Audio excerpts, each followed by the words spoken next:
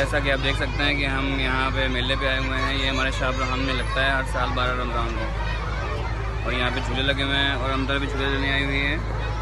वो पीछे जो आपको दरबार वो नज़र आ रहा है, वो पीर शाहबराम का उस है यहाँ पे। इसके सिलसिले में 12 रमज़ान को यहाँ मेला लगता है। हम झूले लेने आए हैं नमता हैं। कौन से झूले लिए आपने? पहले हमने वो झूले लिए हैं और अब हम इसमें बैठे हैं गोल गोल में। यहाँ पे हॉर्स भी हैं, यहाँ पे डोली भी है, हम डोली में बैठे हैं, है ना भाई?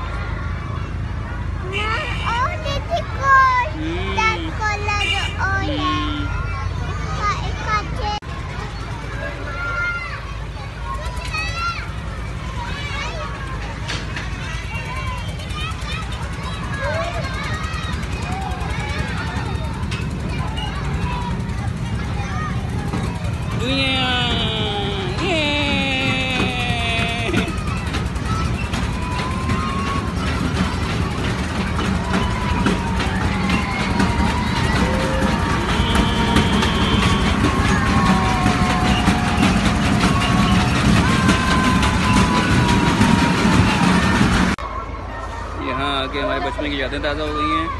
पहले हम खुद लेने आते थे, अब हम अपनी औलाद को माशाल्लाह से साथ लाए हैं। ये देखिए काका एंजॉय कर रहे हैं। माशाल्लाह माशाल्लाह माशाल्लाह माशाल्लाह माशाल्लाह।